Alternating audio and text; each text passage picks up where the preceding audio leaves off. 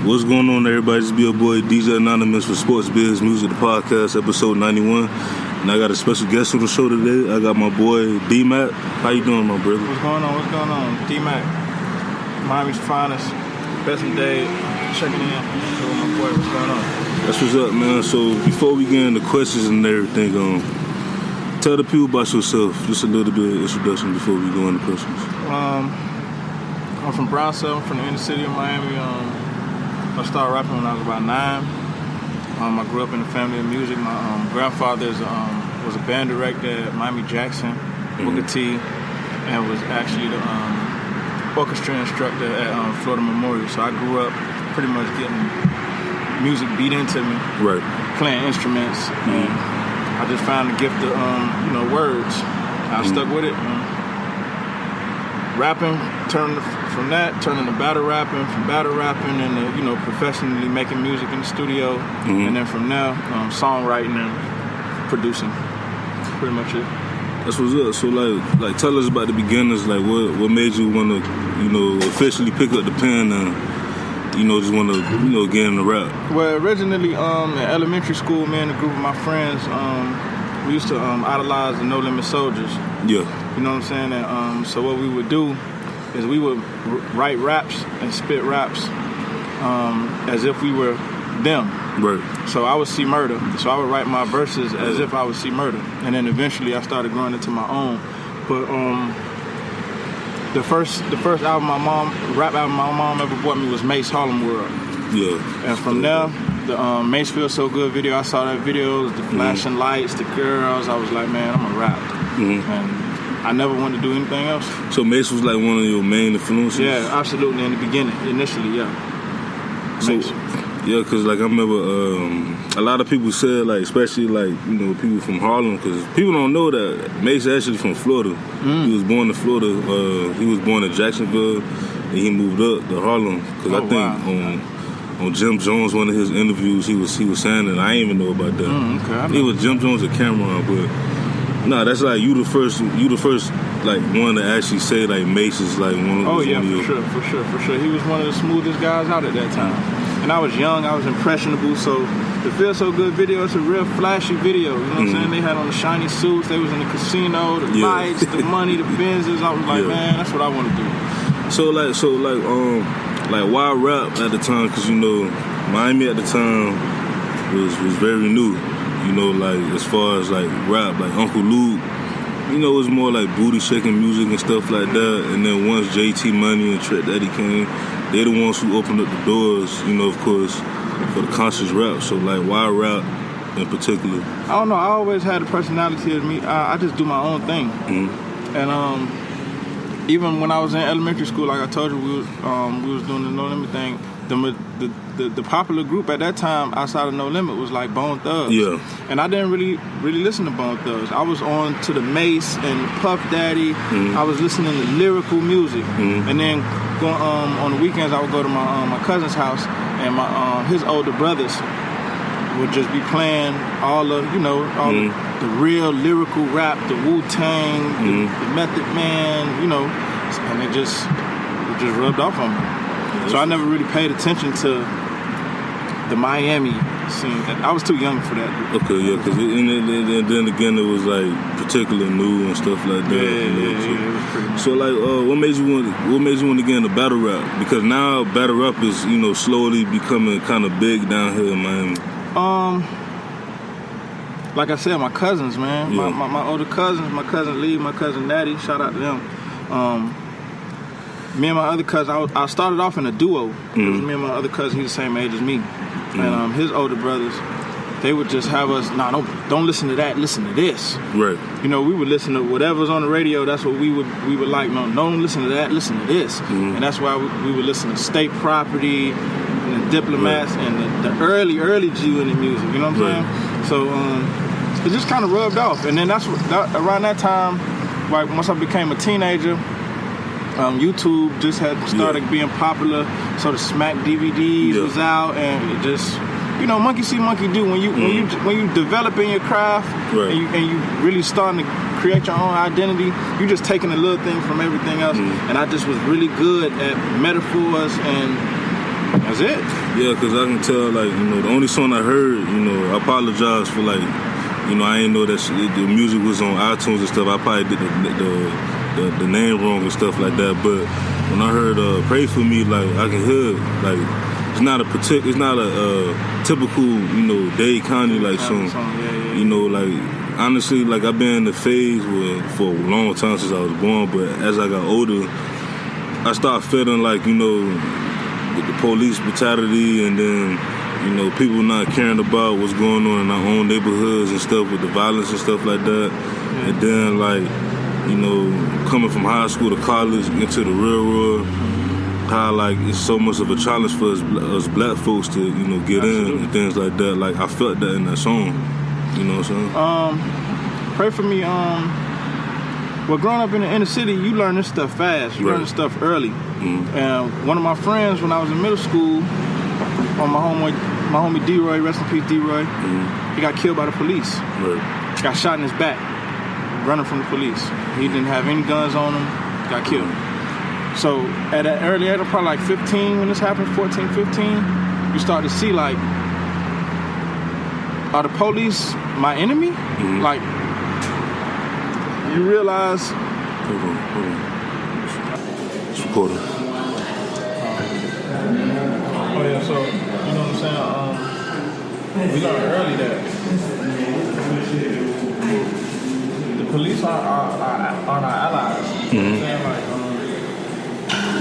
from just getting profiled to harassed to killing. I always make music that, you know, is conscious, at least street conscious. Right. You know, to a degree.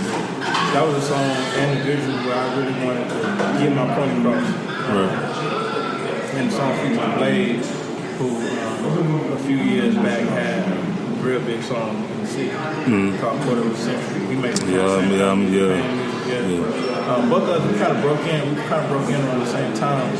I had a song called My Will that did pretty big on YouTube. And he had Quarter of a Century out. That's how we met. And we always said we wanted to make a song. What's crazy is the night that I told him to come to the studio to record the song, he got pulled over and harassed by the police. He missed the whole session. That's crazy. Yeah, it's crazy. Yeah, like when I was 18 years old, I was going down south. You know, had the Impala with the tents and stuff. And I think I was in Pinecrest because I was coming from Sunset, somewhere from down south. You know, down south is different. A lot of people don't know that, but when I was driving and stuff, I had left it like the green light, whatever, went up. I was 18 years old. I didn't know how to drive like that a little bit, so, you know, I was kind of nervous, you feel me? So the cop came by behind us, and he was like he was pretty much profiling me. And he thought, when he came back, he was like, oh, I thought you was somebody else. So I'm like, you know, and then a year or 2 years later, I'm in West Pine, same thing. Like, he come over, you know, with my ex at the time, and he was saying like, oh, my bad, like, your record is clean, because he was saying, you know, I'm from Miami and shit, so, you know, being over there, they gonna think everybody from Miami is some thugs and shit. Yeah. And I was telling him, like, you know, my old girl gonna trip if I, you know, do some bad shit. Like, I'm more worried about her cursing me out than y'all. Cause that's my OG, you feel me? So it's just like, you know, it's just crazy, like, how, like, we really, like, everywhere we turn, there's always something, you know what I'm saying? Even when we do right. And even when we're completely innocent, they have their little tactics where they like to try to provoke you. It's a lot. Just stay out of people's way. Yeah. I tell everybody, stay out of people's way. That's what I do, man. Like, cause honestly, like, I'm the type of person where I don't believe every police officer is bad, but at the same time, it's like, it's sad, like, how, like, I'm so accustomed of, like just trying to be cautious. Like, even if like I'm in a scene and I call them and there's something that's dealing with somebody else or whatever, like, I still be worried about myself, because I'm like, you know, I'm a target, you feel me? So, and the worst part about it is, you know, you learn this stuff just growing up on your own, and then when you then when you start seeing movies like the NWA movie, yeah, and it's just like, damn, this should be going on forever. You know what I'm saying? Yeah, it's gotta stop. You gotta change. Yeah, man. So like, what you think about the like being from Miami? What you think like right now? Miami and Florida, well, the whole Florida in general is like a hotbed now. It's on fire. Yeah, a lot of people don't know, but like, you know that saying, every 10 years it'll be like 2 artists that'll come up. Mm-hmm. So like, what you think about right now, like especially in South Florida of the zone, like Dade, Broward, Palm Beach, like how you see all these different artists coming out now? I feel like it's on fire. I feel like the door is wide open for everybody. Mm-hmm. Just work. All you gotta do is work. That's it. Put out quality music. Work. I would like to see more artists in my lane. You know, the conscious. But we're figuring that out too. It's some guys out there that's doing anything. But you think like, I remember a few years ago, like they call y'all the backpack rappers because you know they not really. It's kind of weird because like I said earlier, like JT and Trick Daddy opened up that door. But they not used to seeing that from like, I guess, like underground artists and stuff like that from down here. Like, don't you think that like it's still like kind of like a challenge? It is a challenge. It's a couple guys that don't really get the notoriety that they should. Mm-hmm. And I'm talking about locally. Yeah. I'm talking locally, not because they have huge fan bases. You know. On the internet and all over the place geographically. But because of the kind of artists that they are and the content, and Miami is one of the places where you're from matters a lot. Right. So for me, I kind of got the best of both worlds because I'm from where I'm from. Mm-hmm. People are aware of that, and then at the same time I have the conscious music. But I mean, I just think we just need to continue to build more and more platforms for every kind of music. Right. I mean, we had the rap shit, we got the love music. Mm-hmm. Now we need to start, paving the way for the other. Yeah, like I looked at like for example, like Pitbull. We all know he was a street nigga at first, but for me, a lot of people that don't know like the music industry and stuff like that, for me it's like the man didn't sell out. The man still look over, he still like take care for the different hoods and stuff. Yeah, so it's like it's about growth at the end of the day. You don't want to limit yourself. Like for example, like Iceberg, for example. This man, I seen him grow up from being that kid. I mean, he older than me by a couple years, but being that kid, like New Orleans High School, and doing all the tours and stuff like that, but not on the business. And I seen a lot of y'all doing that, and I feel like it's our generation that changed that because the generation before, don't get me wrong, like Uncle Luke had the records and stuff, the record label, but I feel like with us, we got the record label, we got the clothing line, we want to get into like a whole bunch of stuff. Well, I mean, that comes with the evolution of the music business, period. Mm-hmm. It didn't even pay as much as it's paying now. Yeah. Artists are making more money than they ever made in music. You know what I'm saying? So it's good that we got people like Iceberg that's an example of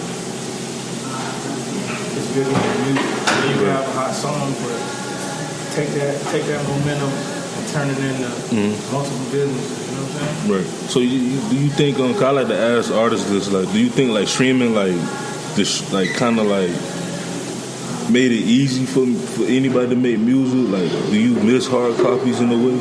I for sure miss hard copies. Because our generation, it's like it's strange. Our generation, these kids growing up, they don't know about the hard CDs. Even for us, like we was around the time where we even know what was a cassette. You feel me? So it's like a lot of people say that they missed the times where you had a CD and they had like the little booklet and stuff like that. Yeah, the music isn't as personal as it used to be. You know what I'm saying? But I think with streaming, I mean, it's just the way the world is. It's just the way the world has evolved. I just think that for artists, it gets tricky because it's easier to put the music out. So the quality of the music doesn't matter to many artists. You know what I'm saying? I can put a song out there, put a song out tomorrow, and pretty